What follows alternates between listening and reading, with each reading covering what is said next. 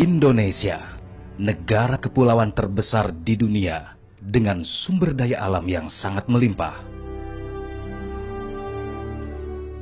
Anugerah ini membuat Indonesia seringkali disebut sebagai Jamrud Khatulistiwa. Deretan gugus kepulauan tropis yang menjadi manifestasi surga di belahan timur dunia. Namun, sebagai konsekuensinya, Indonesia seringkali pula menjadi tempat berlangsungnya peperangan. Perang untuk kuasa atas Nusantara beserta segala kekayaan yang terkandung di dalamnya.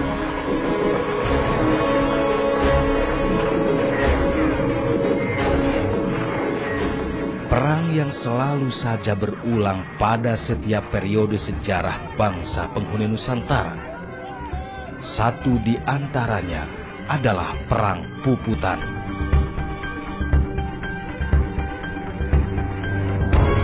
Perang sampai titik darah penghabisan.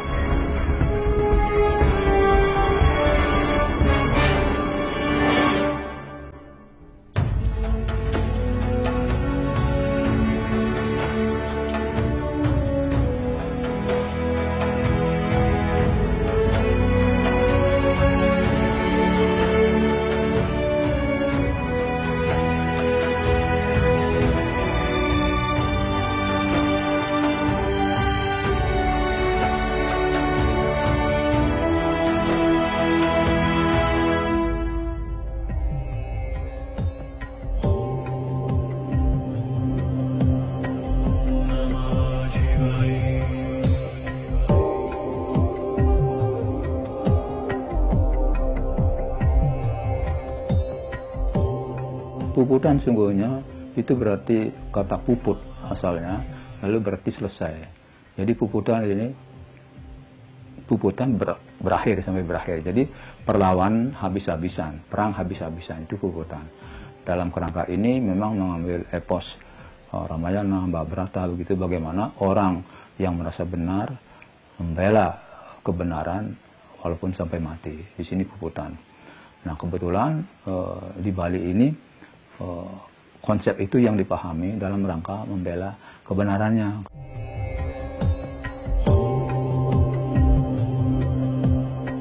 Secara kontekstual, Perang Puputan di Pulau Bali terjadi untuk pertama kali pada tahun 1906 yang dikenal sebagai Puputan Badung. Perang antara kerajaan Badung dengan pemerintah kolonial Hindia Belanda di bawah pimpinan Gubernur Jenderal J.B. van Houts yang memaksakan penerapan prinsip-prinsip Pax Nirlendika di Pulau Bali. Sesungguhnya itu dalam kerangka penyatuan. Jadi penyatuan Indonesia oleh Belanda dalam Pax Nirlendika yang tadi saya sampaikan, itu semua Belanda sudah berusaha untuk menguasai dan memerintah. Jadi Indonesia, Nusantara ini. Pada tahun itu, awal abad ke-20, sungguhnya hanya Bali yang masih belum dipegang betul. Yang lain-lain sudah dipegang oleh Belanda. Timor juga tahun 1915 baru dikuasai habis di Timor itu. Bali ya 1906 baru. Nah dalam kerangka itu Belanda berusaha mencari-cari alasan untuk bisa melakukan penekanan terhadap raja-raja di Bali, masyarakat Bali dengan melakukan itu. Jadi awalnya tawan karang, itu kapal-kapal yang berlabuh di pantai, sungguhnya tidak dibolehkan di Bali, nyelonong begitu. Jadi itu harus melapor pada raja. Ada aturan antar daerah itu ada di Nusantara ini. Tapi Belanda sudah nyelonong begitu saja, tidak bisa disalahkan. Nah ketika kalau ada begitu, biasanya tradisinya barang-barang orang itu dirampas atau diambil, diinterogasi dulu seperti apa ini begitu. Nah itulah yang terjadi di Sanur. Di Sanur pada itu kapal Sri Komala dari Kalimantan disebutkan dari luar itu, dia datang ke situ, terdampar lah. Ketika terdampar, seperti tradisi masyarakat Sanur, lalu ya menggerebek ke dalam. Nah, disitulah terjadi ya dialog sungguhnya. Menurut masyarakat Sanur, di bawah perbekalnya mengatakan tidak ada rakyat yang mengambil barang-barang itu. Sungguhnya ingin menolong. Yang punya kapal berdalih bahwa kapalnya dirampas. Tapi sungguhnya sebelumnya mereka terdampar di situ. Begitu. Itu dirampas dan itu dibela oleh Belanda. Ternyata memang kapal itu juga menggunakan bendera Belanda, berarti ada kerjasama begitu. Di situ letaknya. Jadi manipulasi atau akal-akalan terjadi oleh Belanda untuk dapat saja menyalahkan raja-raja begitu. Saya pikir seperti itu. Terjadi perlawanan di situ, sungguhnya dicoba terus. Ketika di Sanur terjadi demikian, maka raja dituntut oleh Belanda supaya mengembalikan berapa kalau tidak salah 750 gulden.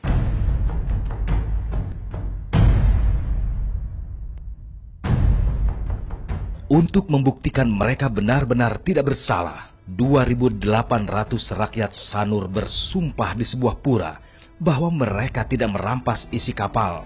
Sehingga Raja Badung kala itu, I Gusti Ngurah Made Agung, yang bergelar I Gusti Ngurah Gede Denpasar, menolak untuk membayar denda itu. Raja sungguhnya bukan karena uang. Kalau uang barangkali ada. Sampai dalam wawancara saya di Puri Denpasar, tercetus cerita bahwa pada suatu malam ketika terjadi negosiasi begitu, ada utusan Belanda, kurir pemerintah Belanda, datang ke Puri diam-diam. Tuanku Raja, apakah tuanku memang tidak punya uang untuk menembus itu? Kalau tidak punya uang, kami berikan uang untuk menembus.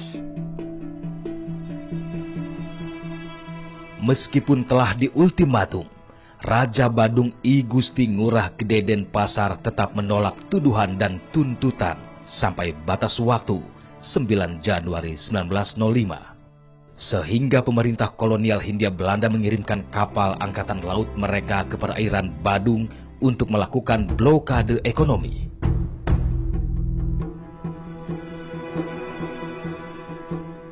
Blokade ini menimbulkan banyak kerugian bagi kerajaan Badung, sehingga Raja Badung menuntut balik pemerintah kolonial atas kerugian akibat blokade itu.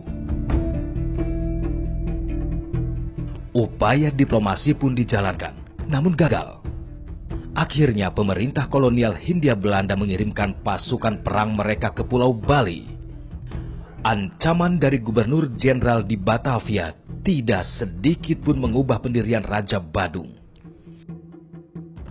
Sekalipun pemerintah kolonial Hindia Belanda di Batavia mengeluarkan surat perintah untuk melakukan ekspedisi militer pada tanggal 4 September 1906, Raja Badung telah siap menanggung resiko demi membela kedaulatan kerajaan.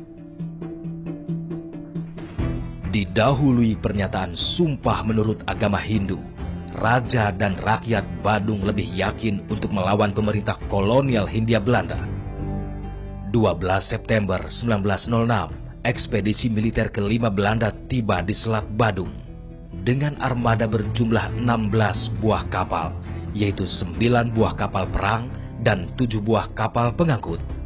Seluruh personel yang ikut dalam ekspedisi itu berjumlah 3.053 orang, terdiri atas 2.312 orang serdadu militer dan 741 orang sipil, termasuk pula wartawan-wartawan perang. Sore harinya, pihak Belanda mengirim kurir untuk menyampaikan ultimatum kepada Raja Badung agar menyerah dalam tempo 2 kali 24 jam. Ultimatum ini ditolak tegas, sehingga pasukan Belanda mulai menyerbu kerajaan Badung.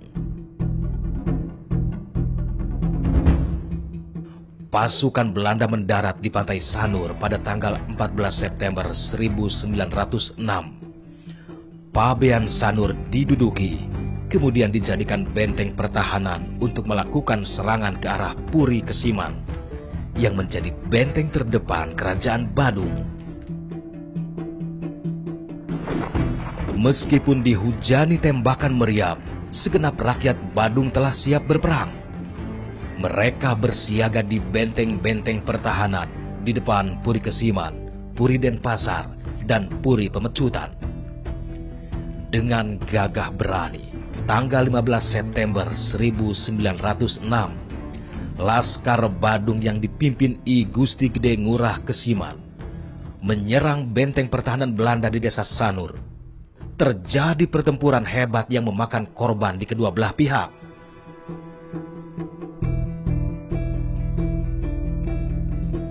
Esok harinya, pada tanggal 16 September 1906, 2 batalion tentara Knil di bawah pimpinan Roos van Toningen bergerak meninggalkan benteng pertahanan mereka ke arah Desa Panjer dan Sesetan. Sebagian pasukan yang lain bergerak ke arah Kesiman. Sepanjang perjalanan, pasukan Hindia Belanda mendapat perlawanan sengit dari rakyat dan Laskar Badung.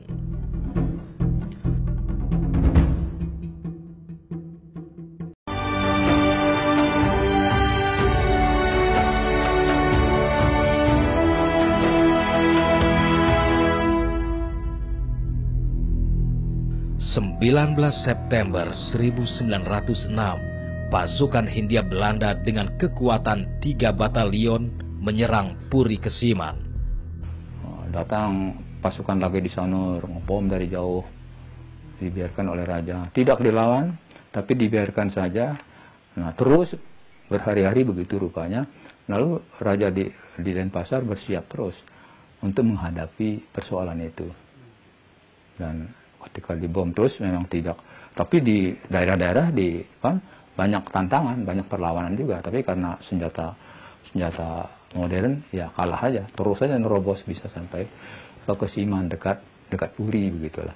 Di Puri, di Kesiman terjadi perlawanan, terjadi saling bunuh juga antara yang mungkin pro ingin Belanda barangkali dan yang memang membela raja gitu.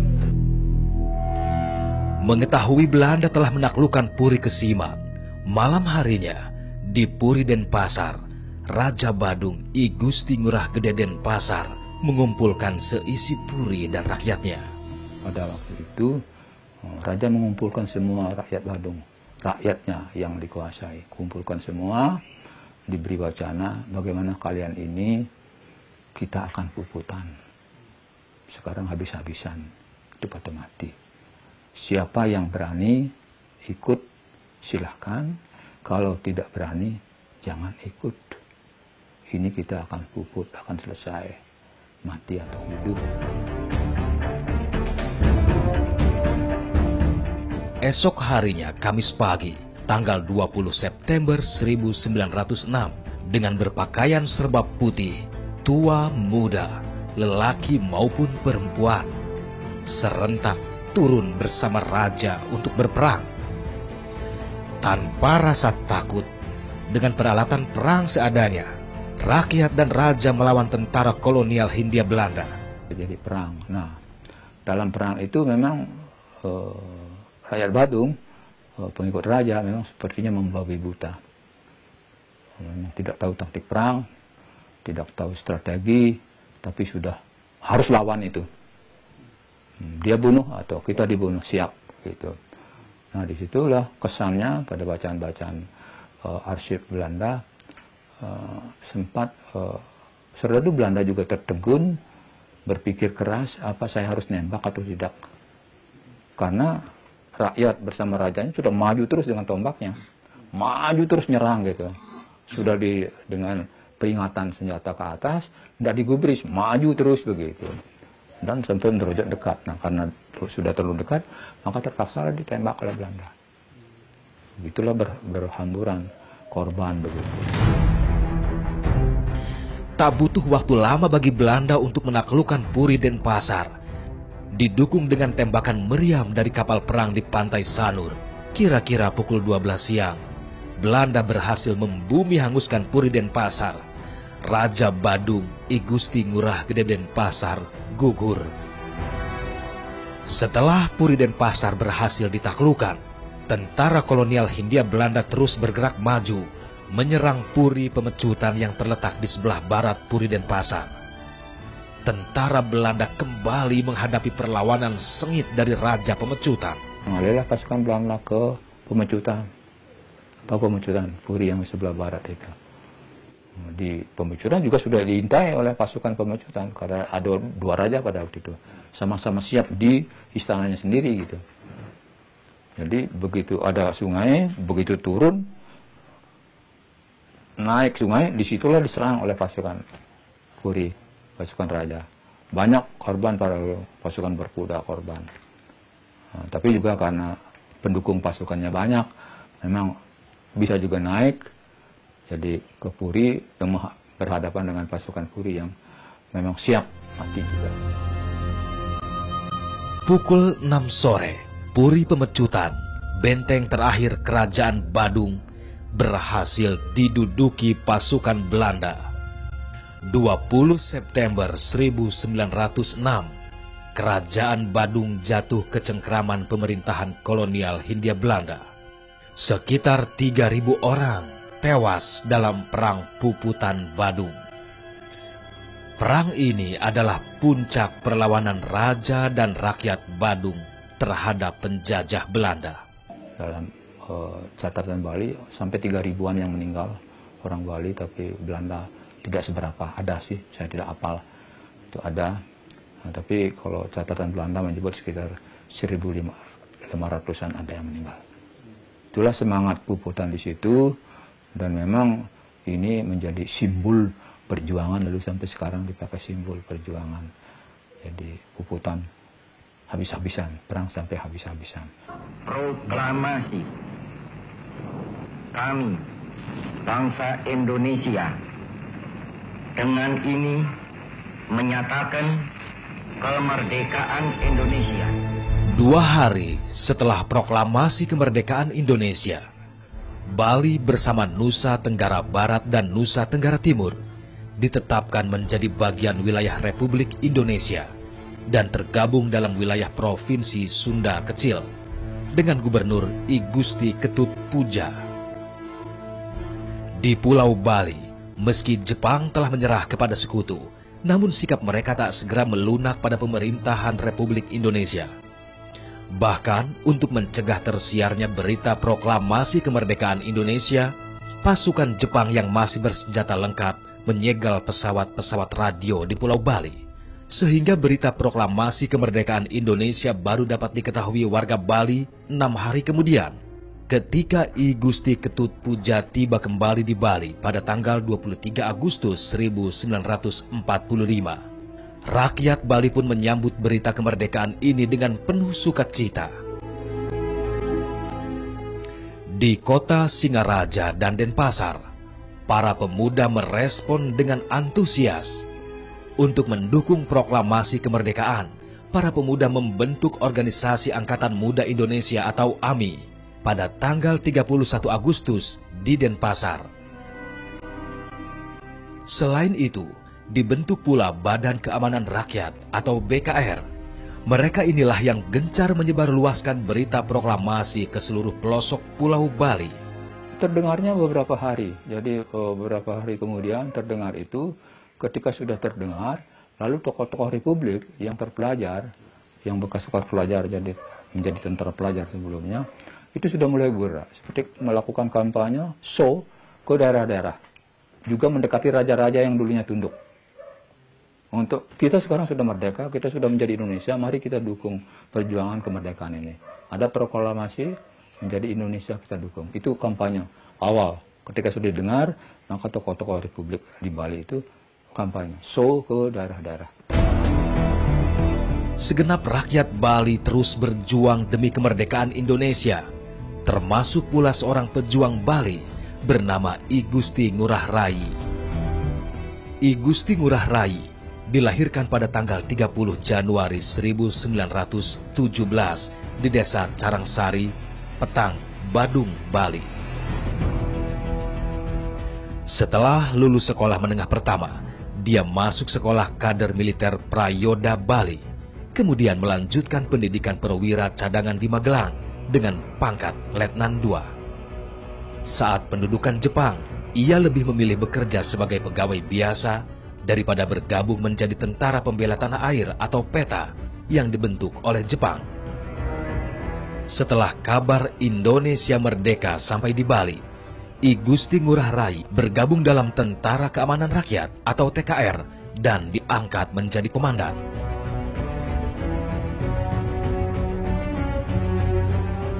18 Februari 1946, kelompok sekutu yang tergabung dalam Allied Force Netherlands East Indie atau AFNE datang ke Pulau Bali. Mereka berdalih menjadi badan yang akan melucuti persenjataan tentara Jepang yang saat itu kalah dalam Perang Dunia Kedua. Tanpa pertempuran, tentara sekutu berhasil menduduki Bali. Jepang pun secara resmi menyerahkan kekuasaannya kepada Mayor Jenderal Mansor, Komandan AFNE wilayah Jawa Timur, Bali dan Lombok. Keadaan berubah pada 2 Maret 1946 ketika pemerintahan Hindia Belanda atau Netherlands Indies Civil Administratie atau NICA dan batalion awak kapal Gajah Merah yang dipimpin Letkol Infantri F.H. Termulen mendarat di Sanur. Tentara yang awalnya datang untuk menggantikan tentara Inggris ternyata dengan cepat menduduki kota-kota di Pulau Bali dan menangkap para pemuda pro kemerdekaan. Suasana Bali kembali tegang. Gajah Merah itu kan tentara Belanda yang diistirahatkan lah selama pendudukan Jepang itu di Siam, yang diistirahatkan istilahnya. Tapi begitu Sekutu menang, ya ini yang dikirim ke daerah sini, daerah Sunda Kecil ini. Termasuk Bali lah di situ. Itu yang dikirim sehingga ya, orang-orang yang tadinya ya ini keberingasan itu muncul. Di situlah terjadi istilahnya insiden-insiden.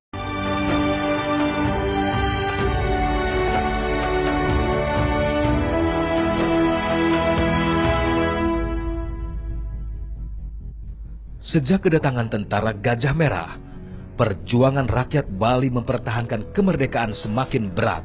Apalagi para personel pemerintahan Hindia Belanda atau NICA berhasil mendekati sebagian raja-raja Bali untuk bekerja sama menentang kemerdekaan Republik Indonesia dengan mendirikan Laskar Anti-Republikan. Raja-raja nampaknya senang Belanda datang itu. Nampaknya yang kita lihat, yang saya lihat di Bali Hotel itu. Ya, senang mereka ketawa-ketawa aja saya lihat itu. Wah, raja itu senang itu Belanda itu. Karena merasa seperti dulu itu dah, ya. Sebelum Jepang masuk itu kan raja itu berkuasa. Raja itu, ya, mereka merasa kembali berkuasa gitu, senang. Malah dia mengakui kekuasaan itu. Nikah itu di Bali itu. Belanda bermain mata dengan raja-raja. Sehingga nikah itu memperoleh dukungan dari raja-raja, sebagian besar raja-raja. Ya, sebagian besar saya katakan. Ada raja yang mendukung Republik juga. Nah, disitulah terjadi ketegangan, mulai tegangan antara orang Bali dengan orang Belandanya sendiri, orang Bali dengan orang Bali sendiri, pemimpin orang Bali dengan raja-raja dan sebagainya. Di Yogyakarta di bulan Januari, I Gusti Ngurah Rai bertemu Presiden Soekarno dan para pimpinan TKR. Akhirnya, Kepala Staf Umum Tentara Republik Indonesia, Letnan Jenderal Urip Sumoharjo berjanji mengirimkan bantuan senjata dan personil ke Pulau Bali. 4 April 1946, setelah diangkat sebagai Komandan Resimen Tentara Republik Sunda Kecil dan mendapat bantuan personil dan senjata, I Gusti Ngurah Rai kembali ke Pulau Bali. Namun Belanda yang menjaga ketat titik-titik pendaratan di Pulau Bali membuat pertempuran kembali berkecamuk. Kembali lagi ke Bali, artinya dari Banyuwangi menyeberang. Ini sering di dalam lalu lintas Jawa Bali itu Belanda melakukan patroli di Gilimanuk itu kan, sepanjang pantai-pantai yang disinyalir sebagai tempat pendaratan itu dijaga ketat. Nah, sehingga ya pernah terjadi rombongan Rai itu bisa kembali lagi ke Banyuwangi karena dijaga ketat. Nah, itu mencari hari-hari, malam hari atau apa, sampai bisa masuk ke Bali ini. Selain rombongan tentara I Gusti Ngurah Rai, pada hari yang sama 138 orang tentara bantuan dari Pulau Jawa yang dipimpin Kapten Markadi juga diberangkatkan dari Pelabuhan Banyuwangi ke Pulau Bali. Itu yang disebut pasukan M. Ini yang memperkuat pertahanan Bali itu. Tapi setelah perjalanan Juni-Juli itu Markadi kan sudah terpencar semua. Markadi kembali ke Jawa. Itu kembali ke Jawa itu ditembakin juga. Markadi selamat, tapi teman-temannya ada yang tewas di laut. Sesampainya di Pulau Bali pada 14 April 1946, Letnan Kolonel I Gusti Ngurah Rai menggalang kekuatan. Di daerah Munduk Malang, daerah terpencil di Tabanan, berbagai badan perjuangan bergabung di markas besar umum Dewan Perjuangan Rakyat Indonesia Sunda Kecil. Tentaranya beberapa saja, tidak banyak. Ya, yang banyak kan yang PRI itu, PRI atau Pesindo itu kan.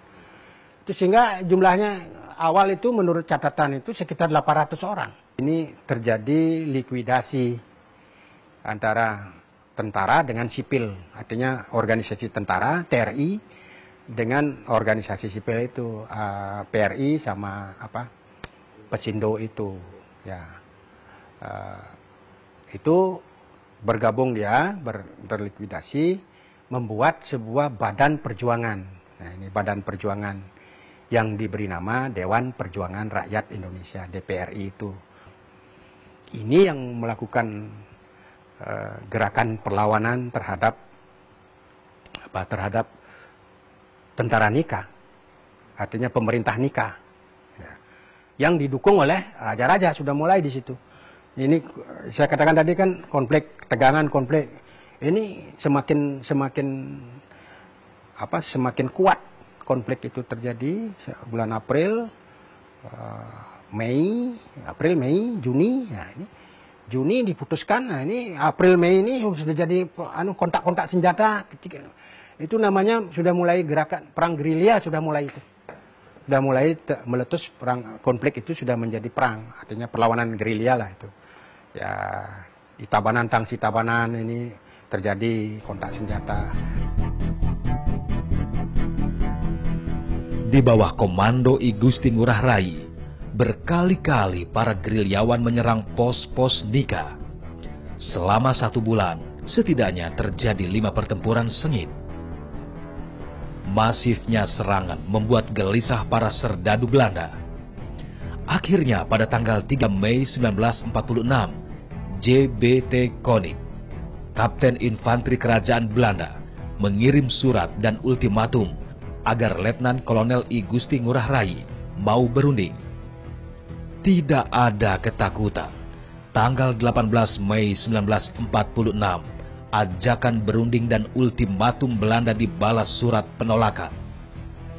Untuk menghadapi serangan Belanda, pada tanggal 1 Juni 1946, I Gusti Ngurah Rai dan pasukannya memutuskan bergerilya dengan cara long march ke arah Bali Timur. Pak Rai memutuskan untuk melakukan perjalanan jauh, itu long march itu istilahnya kan. Penulis S. Pendit menyatakan itu dikatakan perjalanan jauh itu long march. Long march ya kalau saya dimulai dari Gunung Batu Karu sampai ke Gunung Agung. Itu sepanjang itulah perjalanan itu dilakukan oleh Ngurah Rai untuk untuk memecah pertahanan Belanda di barat supaya menghadapi ini pasukan ini mau istilahnya hipotesanya Pak Rai. Tapi Belanda tidak mau begitu ya, barat tetap dipertahankan sehingga bantuan dari Jawa itu bolak-balik lagi itu. Angkatan laut itu ada yang lolos, sehingga terjadi juga perang laut itu kan, perang Selat Bali itu kan perang laut itu. Pasukannya Markadi yang terjadi kontak senjata itu. Ya kontaknya ada yang tewas juga. Belanda juga lari juga karena kapalnya bocor kembali ke Gilimanuk. Itu peristiwa itu seperti itu. Dan Ngurah Rai ternyata ya diburu terus sepanjang Batu Karu ke Gunung Agung itu kan melalui ya ini Batu Karu ini Tabanan kan. Tabanan, daerah Buleleng kan itu, Buleleng, Badung Utara, Bangli ini sepanjang ini. Bangli, Karangasem, itu daerah itu kan. Arti Batu Karu, Gunung Agung itu seperti itu. Itulah Bali itu di sisi utara itu dijadikan basis perjuangan perjalanan panjangnya Ngurah Rai pada bulan Juni sampai Juli. Marah atas jawaban I Gusti Ngurah Rai, Belanda terus memburu pasukan pejuang. Sepanjang perjalanan sering terjadi kontak senjata. Puncaknya pada tanggal 7 Juli 1946 di Tanah Aron, Karangasem, terjadi pertempuran yang menewaskan 86 tentara Belanda.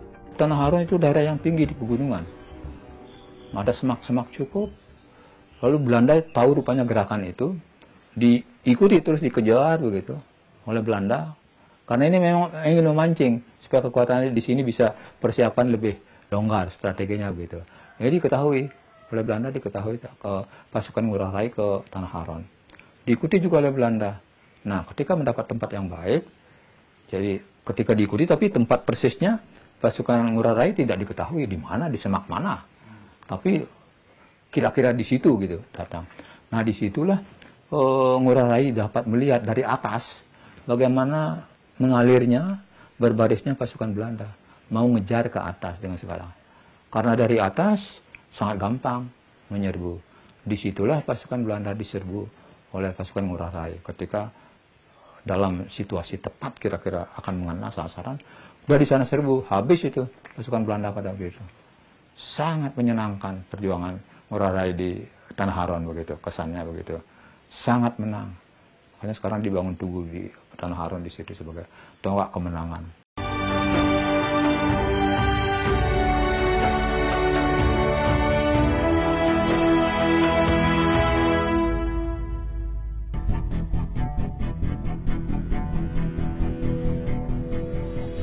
Setelah kemenangan gemilang di Tanah Aron, dalam keadaan kelelahan dan kelaparan, pasukan I Gusti Ngurah Rai terus bergerak.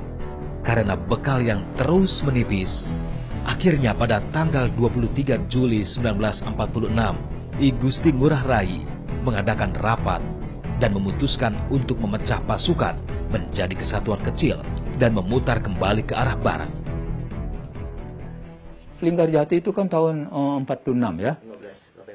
15 November 46. Jadi pada waktu itu di Bali kan sudah terjadi tekanan-tekanan militer. Jadi yang Ngurah Rai tetap bertahan, saya setia pada pimpinan pusat di Jakarta. Itu jawabannya. Jadi kalau mau urusan diplomasi, silakan di pusat, jangan saya. Di sini tugasnya mengamankan situasi di daerah. Itu jawabannya. Tegas beliau itu. Jadi tidak mau diplomasi. Jadi ada pusat yang punya urusan diplomasi bilangnya. Jadi kita akan sudah tunduk dengan pusat soal keamanan. Kalau Anda di sini mengacau, membuatkan ricuh, maka kami akan hadapi sampai mati.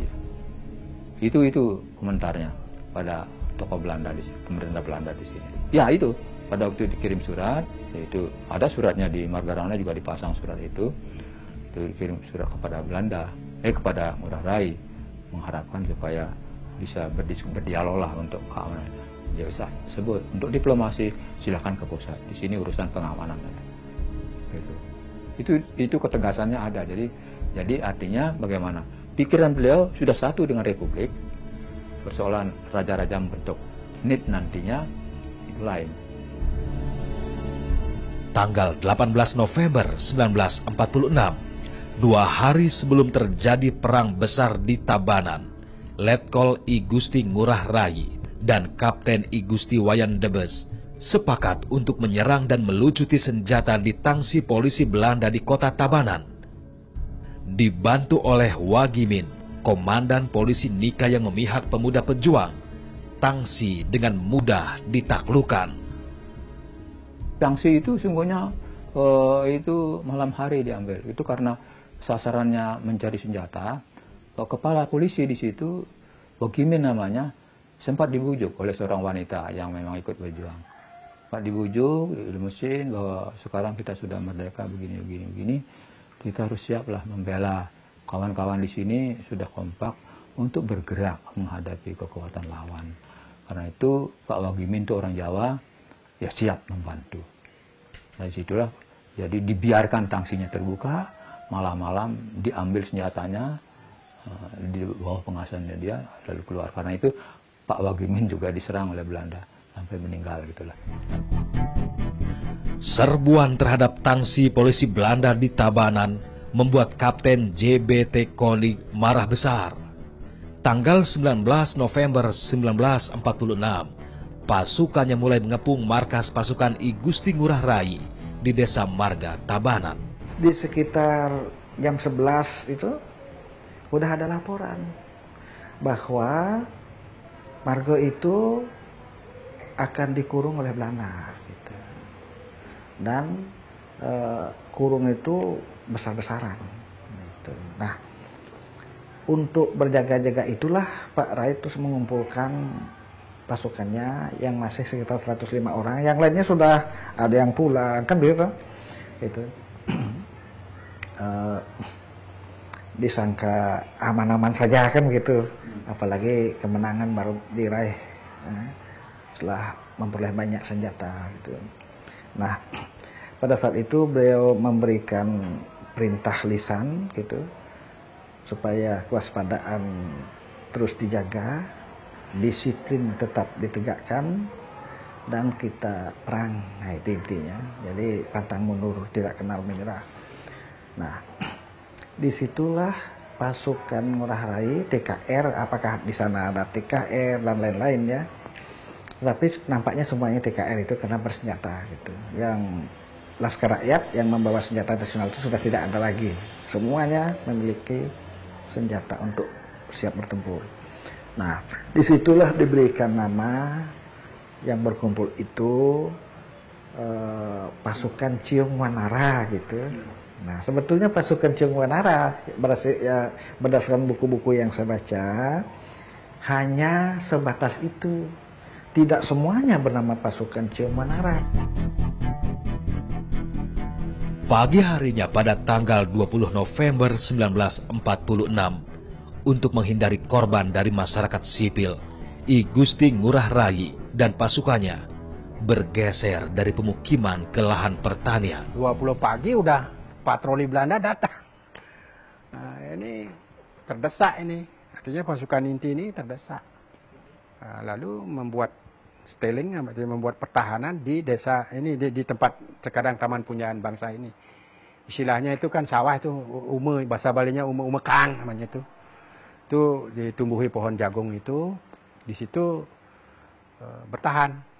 Ciung Wanara, pasukan Ciung Wanara ini bertahan. Tapi Belanda sudah mengurung. Desa Marga ini sudah dikurung dari berbagai penjuru, itu sudah dikurung. Di tanggal 20 itu sudah mulai bombardir lagi. Dikurung, tembak-menembak terjadi juga. Ya, ada korban, Belanda ada korban, di pihak Republik satu persatu korban juga. Bombardir semua. Ya, sampai siang terjadi. Mungkin sampai sore lah itu. Semuanya persawahan itu dulu. Termasuk Taman Punyaan Bangsa sekarang itu persawahan. Gitu. Nah, cuma pada waktu itu sedang musim palawija. Bukan musim padi. Nah, palawija itu seperti jagung, ya, kedelai ramat, ya, kedelai yang sedang rinang gitu. Nah, di situ ke situ pindah. Kalau terjadi benturan, di sinilah tempatnya gitu. Kalau di pemukiman takut ya kita kasihan banyak rakyat yang tidak berdosa nanti tertembak oleh musuh. Nah, itu. Karena kalau sudah meloloskan diri sudah tidak mungkin gitu. Terpaksa di situ.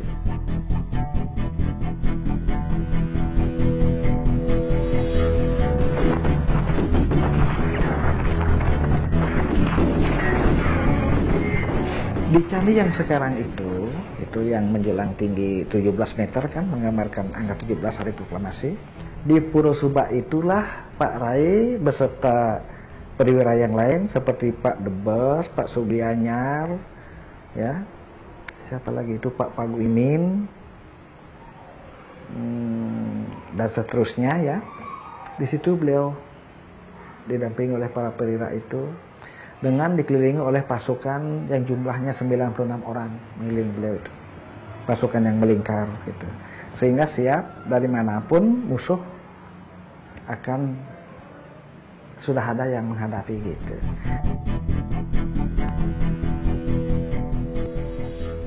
Tetapi karena serangan dari udara tidak bisa dielakkan, pasti akan korban gitu.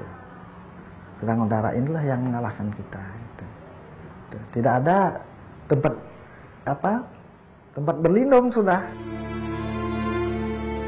20 November 1946, I Gusti Ngurah Rai yang kala itu berumur 29 tahun gugur bersama pasukannya dalam perang mempertahankan kemerdekaan Indonesia. Sebuah perang membela kebenaran sampai titik darah penghabisan. Perang yang dikenal sebagai Perang Puputan Margarana.